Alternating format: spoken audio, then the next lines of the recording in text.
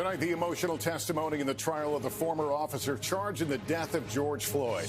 Day 2 of the trial, the firefighter who was at the scene testifying in tears that she was desperate to help George Floyd, but that officers would not let her. And the teen who recorded that video of Derek Chauvin kneeling on Floyd's neck also breaking down on the stand, what she says still keeps her up at night.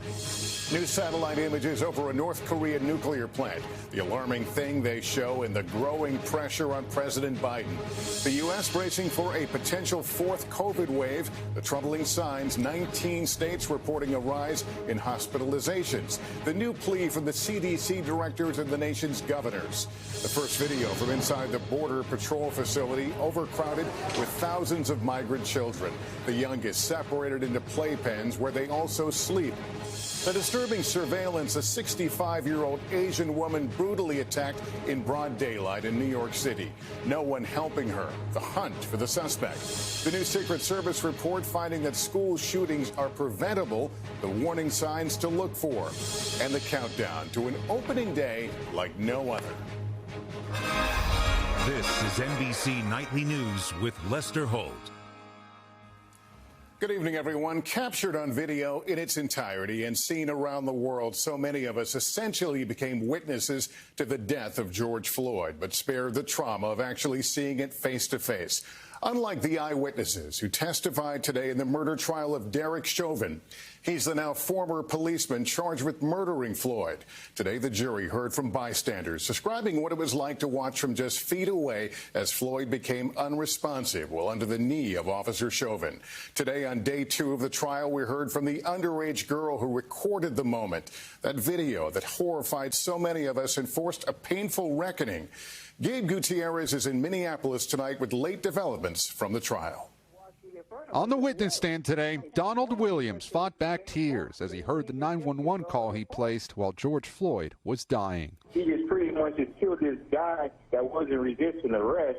He had his knee on the dude's neck the whole time. Williams, a bystander at the scene last May, said he studied mixed martial arts and told Derek Chauvin, the former Minneapolis police officer, was placing Floyd in a kill or blood choke. Did call the police on the police. Right. And why did you do that? Because I believe I witnessed a murder.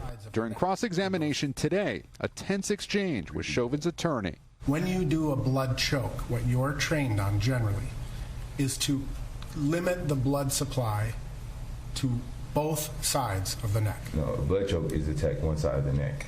Chauvin's defense team is arguing Floyd died from underlying health conditions and drugs in his system.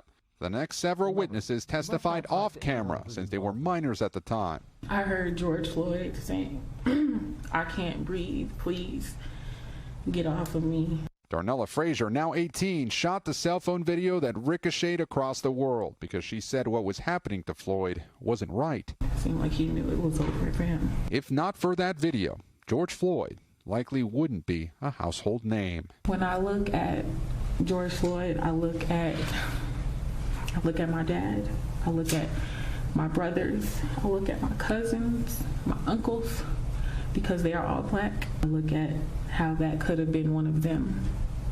It's been nights. I stayed up apologizing to George Floyd for not doing more. Late today, a Minneapolis firefighter testified she was stopped from giving medical assistance to Floyd when she first arrived at the scene. When you couldn't do that, how did that make you feel? Totally distressed. Were you frustrated? Yes. The defense has suggested that this was a heavy crowd of bystanders, but the prosecution argues it was a small group of people going about their daily lives, thrust into a traumatic situation. Understandable amount of emotion there, Gabe. Thank you. Just breaking tonight, new satellite pictures raising alarms about North Korea's nuclear program after a series of recent threats and provocations. Andrea Mitchell now with late details. Kim Jong-un taking another step towards building more nuclear bombs, according to experts studying a satellite picture just taken today. The picture showing smoke rising from North Korea's main nuclear processing plant. Experts say it appears that North Korea is about to make more bombs or already has. How concerning is it? I think it's certainly concerning when you add this on top of the speech that Kim Jong-un gave in January, where he talked about significantly augmenting their weapons capabilities, both nuclear weapons, ICBMs, and submarine-launched ballistic missiles. Last week, North Korea tested 2 short-range ballistic missiles. President Biden said the U.S. would respond accordingly if they escalated. The UN Security Council met on that today. The president said he's prepared for some kind of diplomacy. But right now, Kim Jong-un seems more intent on seeing how far he can advance his nuclear program. Lester? Okay, Andrea, thank you. Growing concern about a 4th wave of COVID infections. While 96 million have now received at least 1 vaccine dose, hospitalizations are up to about 33,000 amid pleas for new restrictions. Here's Miguel Almaguer with that. In one of the most serious signs the nation could face a 4th surge, tonight 19 states, from New York to Washington, are now reporting a rise in hospitalizations. Many of the sick are young and fueling the numbers. Infection rates growing for those under 50, including teenagers, some who now qualify for a vaccine. It just really puts me at ease. I'm not constantly worried about getting COVID. It's helping out the whole entire nation and the whole entire world. With most of the nation, some 30 states, still recording a rise in new cases, Michigan's hospitalization rate is rising faster than it did in the fall. In New Jersey, the governor just lifted more restrictions. But over the weekend, hospitals admitted more COVID patients than they released. New York, home again to one of the highest new case rates per capita. We've got patients waiting in our ER for beds for a long time, and so we are not out of the woods yet. In Florida, where the governor says he'll issue an executive order forbidding vaccine passports, the state has become a bellwether. After spring break scenes like these and rolling back nearly every restriction, cases are rising. Today, the CDC director calling governors, asking them to reinstate safety mandates. Lifting all these restrictions, telling people not to wear masks, gathering in large crowds, that's the equivalent of playing with fire. With roughly 90% of Americans eligible for vaccinations in the next 3 weeks, a new poll finds vaccine hesitancy is declining, especially in the South and among African Americans. Tonight, those at highest risk set to soon get the protection they need. Lester? All right, Miguel, thanks. Increasing criticism of that joint WHO report with China on the origins of the coronavirus. The U.S. among the countries raising concern about a lack of full access to data from China. Here's Keir Simmons. Tonight, the World Health Organization already questioning a joint coronavirus report by its own team and China, and its conclusion that it was extremely unlikely COVID escaped from the Wuhan Institute of Virology. The WHO's Director General saying that assessment was not extensive enough, saying he may deploy a new mission to further investigate China's labs. The WHO facing mounting criticism of the report, which had to be approved by China. China must be quite pleased with the result of this written report, stating that the lab origin hypothesis is extremely unlikely. The State Department, in a joint statement with 13 other countries, expressing concerns over China blocking access to complete original data. In spite of this terrible pandemic that's killed so many millions and disrupted billions, the Chinese government from the very beginning has been destroying samples, hiding records, imprisoning journalists. The team of scientists today defending the study and its conclusion about the Wuhan lab. Not saying that it was impossible, but not the one we would start initially going deeper into. The report has very few clear-cut conclusions, so why would you not maintain an open mind about what is worth investigating? There are conclusions throughout the documents. Nobody would expect that this mission would have come up with the final answer. Chinese markets that sold animals and animal meat emerge in the report as one possible source of the pandemic. The report offers many theories, including the transmission of the virus from bats to humans. But its authors warn today it could be many years before we know where coronavirus came from. Lester? Keir Simmons tonight, thank you. In just 60 seconds, disturbing new images inside a crowded migrant detention facility for children. Tonight, we're going to give you a first look at the cramped conditions inside the main detention facility in Texas, where thousands of unaccompanied migrant children are being held. Antonia Hilton is there. Tonight, after facing backlash for keeping journalists out, the Biden administration allowing a news crew inside this overcrowded Border Patrol detention facility in Donna, Texas. Over 3,000 unaccompanied migrant children packed together in the middle of a pandemic, lying on the floor with a thin foil blanket. No COVID tests are given unless a child shows symptoms. They're allowed a brief phone call every 48 hours. The youngest kept separated in these playpens for their safety. They even sleep here. These kids cross by themselves. Border Patrol's acting executive officer, Oscar Escamilla, says most came with smugglers, parents often counting on authorities to reunite them with family members in the U.S. Only God knows what happens to them while they're coming in on that journey. Nothing is guaranteeing the safety and the security of that child until they come into our custody. There are 5,100 unaccompanied children detained in facilities like this, which in this part of Texas are already at 800% capacity. The surge happening after President Biden reversed former President Trump's policy and began allowing unaccompanied children into the U.S. Escamilla saying he expects the number of migrants to grow. They know that we're releasing them. They know that right now there's nothing stopping them. We're not going to deport them back to their countries. Children are meant to be processed and sent to shelters within 72 hours. 39 children here have been here for at least 15 days, and that's because shelters have no space. Lester? Antonia Hilton, thank you. A brutal attack in New York is putting new focus on a wave of violence against Asian Americans. The White House announcing new measures to stop it. Jolene Kent now has more and a warning: the video is disturbing. Tonight, disturbing new footage showing a 65-year-old Asian woman viciously attacked in broad daylight. It could be any of us any day tomorrow, you know. A man repeatedly kicking her in the stomach on a New York City street, stomping on her head while making anti-Asian statements, according to police. 3 people are in the lobby of an apartment building just steps away. At least one of them watches the brutal assault. And once the attacker, who is still at large, leaves, no one helps the woman. Instead, the door is closed as she struggles on the sidewalk. We can't just stand back and watch a heinous act happening. Nationwide, hate crimes against Asians were up nearly 150% last year. How concerned are you that people are doing this in an effort to copy what other perpetrators have done?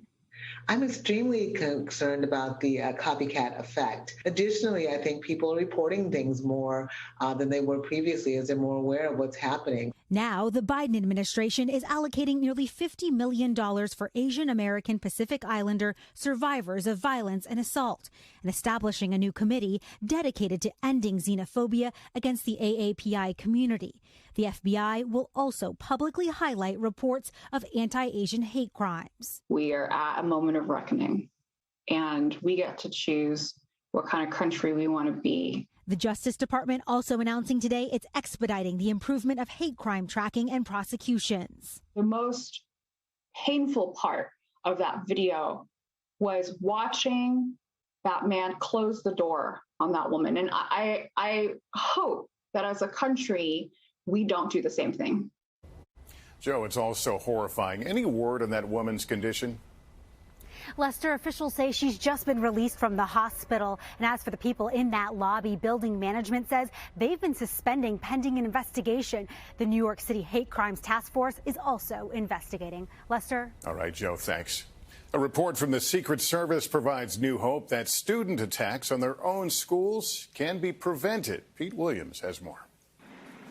A plot to attack this high school in suburban Seattle was stopped 3 years ago when the grandmother of student Joshua O'Connor found he'd written something disturbing in his journal and called 911. He's planning to have a mass shooting at one of the high schools. A search of his bedroom turned up a rifle like this, the same model used 19 years earlier at Columbine High in Colorado. She could very well have saved a number of lives, including her grandson's life. Now a Secret Service study of 67 school attack plans that were discovered and stopped over a dozen years found that in nearly every case, the plotters, like Joshua O'Connor, gave off distinct warning signs. They let other students know and those around them about their planning. They talked about wanting to carry out an attack. They selected dates and so on. Among the warning signs, the report says fascination with past violent attacks, an interest in weapons, harassing behavior, suicidal thoughts, and being bullied. The report says schools must be alert to these threats. That should involve teachers, counselors, administrators, principals, school resource officers. Everyone has a role to play in prevention. The Secret Service says in many cases, students actually plot their attacks for months, giving ample time to stop them if schools know what to look for. Lester? All right, Pete Williams, thank you. Up next, keeping everyone safe as baseball begins. Baseball is back in less than 48 hours under new COVID protocols. Here's Steve Patterson. The unmistakable symphony of late spring. The sounds of baseball ushering in renewed hope. It's great to be back. It's therapeutic. I think we've all needed it. The COVID pandemic reshaped America's pastime in 2020, a shortened season with cardboard cutouts instead of fans in the stands. But this year, baseball's back with a new normal. Major League Baseball issuing a 108-page health and safety manual with protocols each team must follow to play ball. The manual is written in pencil, and we have to be adaptable. And one of the things we learned last year is that if you can't be flexible, you can't play in this environment. Players are now required to wear contact tracing wristbands and face coverings in team facilities and in the dugout. Players are also restricted on where they can and can't go. Guys are sticking to that and just trying to stay on our best behavior. Vaccinations aren't mandated, but the league says if 85% of a team gets the shot, they may loosen restrictions. This year, fans are returning to the stands to watch the games, but it's in a limited fashion. Here at Chase Field, home of the Arizona Diamondbacks, they hope to fill up the stands at some point during the season. Meanwhile, occupancy, it's a state-by-state decision. We're at a very critical time. Major League Baseball has worked extremely hard to get us back on the field. We want to take our responsibility seriously and make sure that we protect where we're at right now. A long season ahead with so much at stake on and off the field. Steve Patterson, NBC News, Scottsdale, Arizona. In this holy season, the platforms of NBC News are focusing this week on faith. Tonight, Matt Bradley takes us inside Jerusalem, where Christians, Jews, and Muslims are all observing religious holidays amid the pandemic. This week in Jerusalem, 3 of the world's major religions are gathering for Holy Week. As a successful vaccine campaign slowly resurrects life from before the pandemic. More than 50% of Israeli citizens are now fully vaccinated, according to the Ministry of Health. Saliba Paniotos has lived in the Old City his whole life. The people who lived in Jerusalem, they are holy people, don't worry. Together, Jews, Muslims, Christians, together, hand by hand. And we give Jerusalem a sample to the world that we live. We suffer, but we live. For Christians like Saliba, Easter comes this Sunday. For Muslims, the holy month of Ramadan begins in just 2 weeks. And for Jews, it's the middle of Passover week. But for people of all religions, the pain of the pandemic has also focused their faith. The Katz family, American Jews who moved to Jerusalem 2 years ago, started a socially distanced synagogue in their backyard. Alex Katz sees the pandemic as a parable. I think that in Judaism, we tend to band together when the times are tough, and the times were very tough. Last year, COVID killed 3 members of Mazen Jabri's family in just 1 week. This Ramadan, he hopes to reunite his extended family and remember those lost. Did it strengthen your faith? Yes. I think for myself at least, and maybe other people I know, it is strengthening my faith in God, yeah. A modern plague reaffirming faith in this ancient city. Matt Bradley, NBC News, Jerusalem. A short break, and then next, one surgeon's life-saving mission. Finally, inspiring America and the Philadelphia surgeon who became a vaccine champion for the city's hard-hit black community. Here's Raheem Ellis. Dr. Ayla Stanford became a pediatric surgeon to save lives, but never imagined it would look like this. Everybody's good. She's opened a site that's defied expectations, distributing nearly 30,000 COVID vaccines in 31 days. It feels really good to treat people the way they deserve to be treated. The Black Doctors COVID-19 Consortium, a group of black healthcare professionals, offer vaccines to those hardest hit. First come, first serve. Everybody's good? Second shot? All we were trying to do was create access and barrier-free services for those who don't typically have it. Her mission began a year ago, knocking on doors offering COVID tests. About 1 in 5 black women say they definitely will not get the vaccination. Honestly, it was a struggle for me initially. I had to separate Black Ayla from Dr. Ayla. But there's no vaccine hesitancy here, and she's a key reason why. Occasionally, someone will stop and look me in the eyes and say, if it was not for you, so many more people would have lost their lives. One vision can save a life, change the world. Rahima Ellis, NBC News, Philadelphia. Real champion of the fight against COVID. That's Nightly News for this Tuesday. Thank you for watching. I'm Lester Holt. Please take care of yourself and each other. Good night, everyone. Thanks for watching our YouTube channel. Follow today's top stories and breaking news by downloading the NBC News app.